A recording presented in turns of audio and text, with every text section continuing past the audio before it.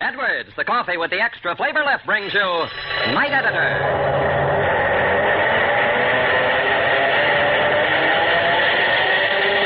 As the presses roll, we join Hal Burdick in the Night Editor's office for another of his dramatic short stories. Tonight, the exciting human interest yarn of the fall day George Alden was tempted into a great adventure. Hal's story titled Autumn Fever. As his jackknife sliced through the branch of a tree, he was suddenly aware of two things.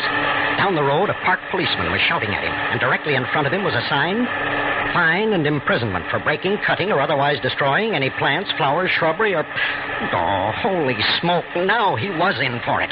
Right at the start of his day of fun, jail was staring him in the face.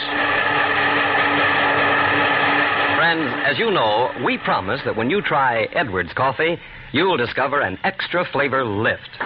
Now, promises are fine, but I think you'll want to know why we say that Edwards coffee is blended and roasted in small batches, a careful, custom way, according to Mr. Dwight Edwards' own personal formula.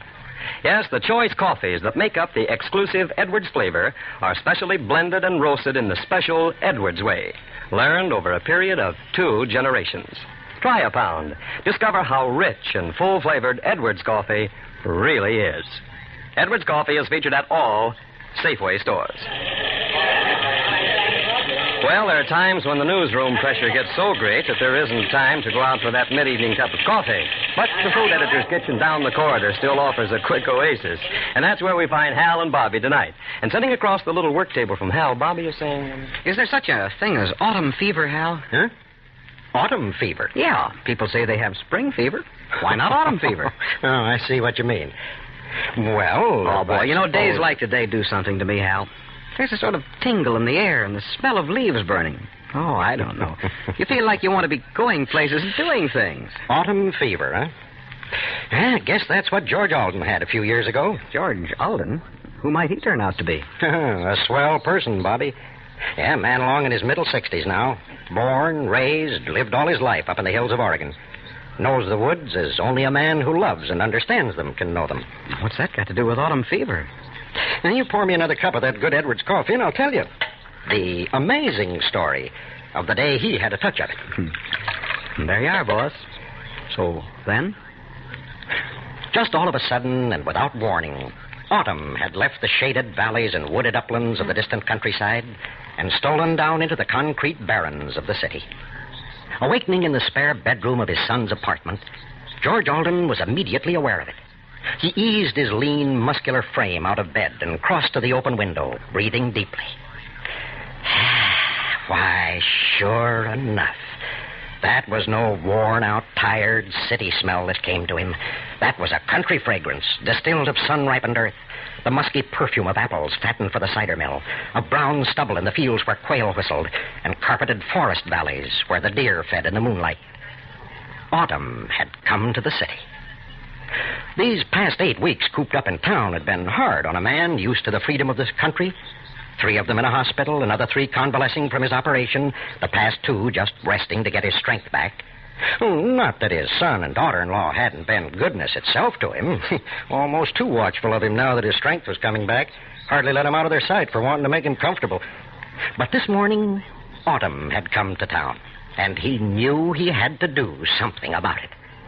He dressed swiftly, grinning with boyish delight as he snapped on the fancy elastic sleeve bands his daughter-in-law had gotten him, because his shirts didn't seem to hang right when the sickness thinned him down. That much of a concession he would make. But for the rest, this day belonged to him. He excused himself from accompanying the girl on her morning shopping tour, and when she was out of the house, struck out by himself, and in time came to the big park. It wasn't like the hills, but at least he could feel dirt under his feet and the brush of leafy branches across his body, and autumn would walk with him, not be something that blew in and out of a 4th-story apartment window. He followed the main park driveway until he came to a section that had never been improved, just allowed to grow wild. From a maple tree, a butcher bird spoke a raspy greeting, and he looked up at it, smiling. Sassy as a depot lunch counter girl talking to a drummer, aren't you? If I had my little .22, I'd dust your pesky feathers for you, robber. His smile widened, and he took a jackknife from his pocket. Its keen blade bit through the branch of a shrub. Nothing like whittling to keep a man's hands busy while loafing in the woods. And, besides all that, he was suddenly aware of two things. Some distance down the parkway, a man in uniform was shouting at him, and second, right smack dab in front of him was a sign. Fine and imprisonment for breaking, cutting, or otherwise destroying any flowers, plants, shrubbery, or... Oh, holy smoke, now he was in for it. The park officer was hurrying toward him. Right at the start of his day of fun, he was going to find himself hustled off to jail. The smile tightened on his lips. No, sir, by gum, he wasn't going to give up that easy. If all the years he'd spent in the woods didn't make him smarter than a city policeman, he'd like to know it. He moved swiftly off the road and into the thick cover of the woods, leaving the path after a few steps and threading his way with easy, swinging strides through the brush, doubling back toward the road for a little way, then bending his lithe body to the easy rise of a slope that led toward a deeper tangle of undergrowth. Well up the hillside, he stopped to listen, but no sound of searching footsteps came to him, only a stillness that might have been that of his beloved hill country. And chuckling softly, he sat down with his back against a tree and took out his jackknife again. He and Autumn were free to enjoy each other's company. As he sat there, whittling on the forbidden branch, completely at peace with the world, George Alden didn't know it, but he had company in his little forest hideaway, or that very soon he was to be smack dab in the middle of an exciting drama. From where he sat, he couldn't even see the abandoned old shack that once had been a powder storehouse for the park road builders, hidden in the brush of another slope across the little draw below him, or the man who was approaching it cautiously. Near the shack, this man stopped, gave a low whistle. It was answered by someone in the shack. Then he was moving toward a figure that appeared in the doorway. Yeah, it's about time you were showing up. No, don't get sore, Moose. I can explain. Yeah, I suppose you think I didn't mind going without anything to eat last night. Here, I brought you some sandwiches and stuff. You work out on that and let me do the talking. Moose, we gotta find another hideout for you, but fast. Huh? You mean the cops are caught on? It's worse than that. Monk Duffy and his mob are wise. Monk. The face of the man in the doorway paled. You ain't kidding, Chuck. Would I kid about a thing like that? I was on my way here with grub for you last night. They trailed me. I gave them the slip, but I didn't dare come on in for fear they might pick me up again. If that's the case, I'm getting out of here right now. In daylight? Don't be crazy. Your mug is hot with every cop in town. And I'll take my chances with the cops before I will Monk. The most I get from them is a stretch. But with Monk, it's curtains. He thinks I double-crossed him. He'll croak me without asking questions. For all we know, he may have told you here this morning. Right now, he might... His voice broke to a sharp silence. His fear-rounded eyes raised to the other man's face.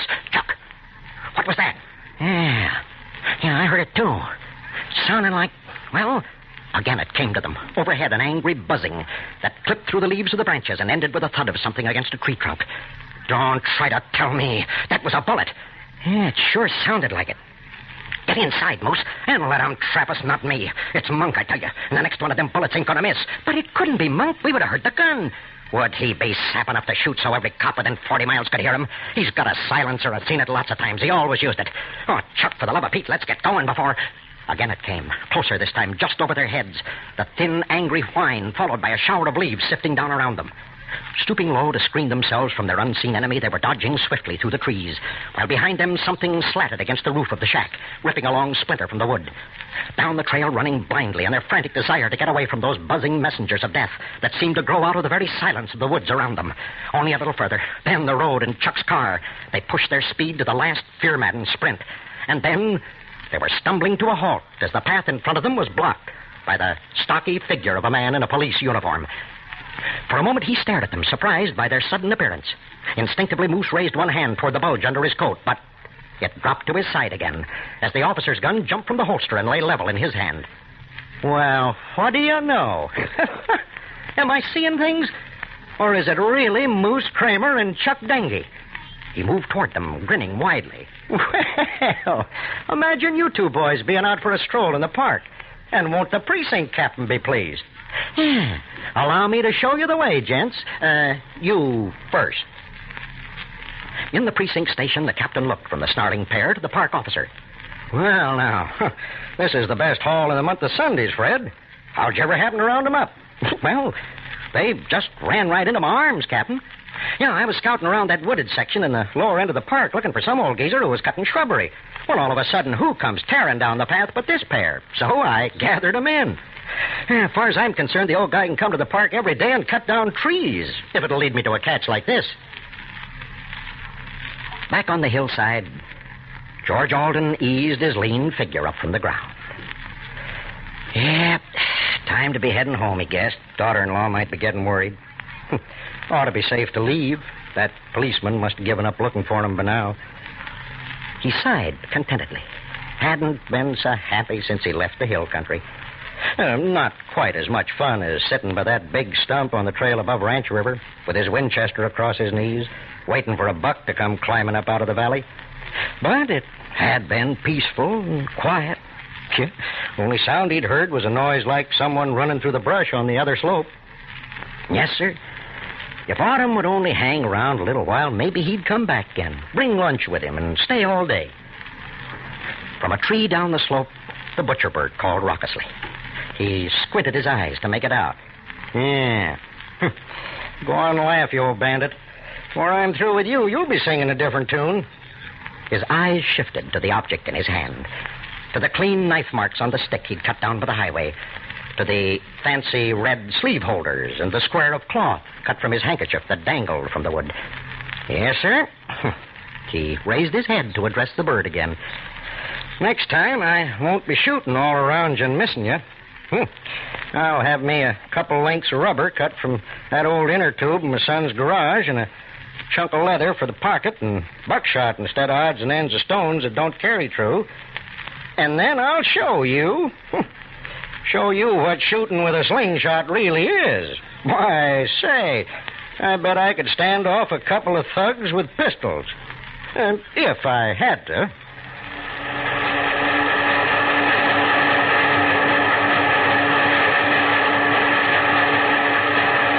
Friends, when it comes to discovering the real thing in coffee, let me suggest this. Try a pound of Edwards coffee. That's the real thing for coffee enjoyment. Because Edwards gives you an extra flavor lift, a richness you'll instantly detect and always enjoy. You see, Edwards' exclusive flavor doesn't just happen. It's the result of Mr. Dwight Edwards' own personal formula, of years spent in the fine art of coffee making. And just to show you, Edwards coffee contains only the choicest Central and South American coffee beans, carefully pre-selected for size, shape, and color, then skillfully blended in small batches under Mr. Dwight Edwards' personal supervision. And not by weight, but by flavor. That's not all. Edwards coffee is roasted by the thermal process only to bring out the full, natural coffee flavor, then immediately ground and vacuum-packed to bring that flavor to you in all its richness. Try Edwards coffee for an extra flavor lift. Your money refunded if you don't thoroughly enjoy it. Edwards coffee is featured at all Safeway stores. And now Hal has something very special to tell us about next week's Night Editor story. A couple of years ago, I told a story titled For Later Delivery, which was a letter written by a father to his son. The son he never quite got around to showing the real depths of his love. For a long time, many Night Editor friends have been asking me to repeat it. So next week, I'm going to tell it again. And I hope all of you will join us for that retelling of For Later Delivery. Good night. Be sure to listen next week at this same time to this really great human interest yarn as Hal Burdick tells it from the Night Editor's office. This is Bill Baldwin saying good night for Edwards Coffee. This is the National Broadcasting Company.